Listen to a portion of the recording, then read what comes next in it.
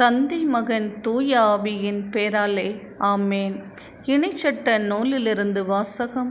அதிகாரம் 30. இறை வார்த்தைகள் 9.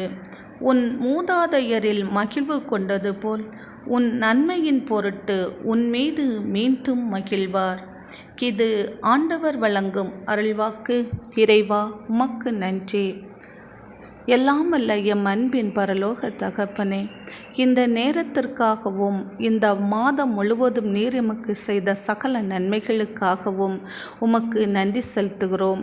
இந்த புதிய நாளில் உம்முடைய பிரசன்னம் எம்மோடு இருந்து நீரே இரக்கத்தின் தேவனாக இருந்து நாங்கள் களிகூர்ந்து மகிழும்படி நீர் செய்ய போகிற நன்மைகளுக்காக உமக்கு நன்றி ஆண்டவரே. நன்றி இயேசப்பா, நன்றி. விண்ணிலும் மண்ணிலும் பெரியவரே, உம்மை ஸ்தோத்தரிக்கிறோம். அப்பா தகப்பனே, இன்றைய இறை வார்த்தைக்காக நாங்கள் உமக்கு நன்றி செலுத்துகிறோம் ஏசப்பா, நன்றி செலுத்துகிறோம் ஏசப்பா.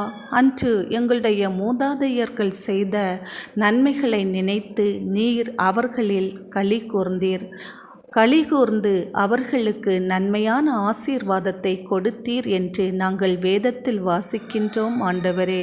அதுபோல இன்று நாங்கள் ஒவ்வொருவரும் உம்முடைய மனதிற்கு ஏற்றாற்போல நல்ல செயல்களை செய்து நீர் எங்களில் மகிழும்படியாகவும் அதனால் உம்முடைய பரத்திலிருந்து எல்லா ஆசீர்வாதங்களை நாங்கள் பெற்றுக்கொள்கிறதற்காகவும் உம்முடைய பொக்கிஷ கதவுகளை நீர் எப்போதும் எங்கள் முன்னே திறந்து வைக்கிறதற்காகவும் உம்முடைய முகத்தின் ஆசீர்வாதத்தாலும் உம்முடைய கரத்தின் ஆசீர்வாதத்தாலும் நீர் எம்மை ஆசீர்வதிக்கிறதற்காகவும் இதனால் எங்களுக்கு தேவ தயவும் மனித தயவும் கிடைப்பதற்காகவும் விண்ணக ஆசீர்வாதமும் மண்ணக ஆசீர்வாதமும் கிடைக்கிறதற்காக நன்றிகள்.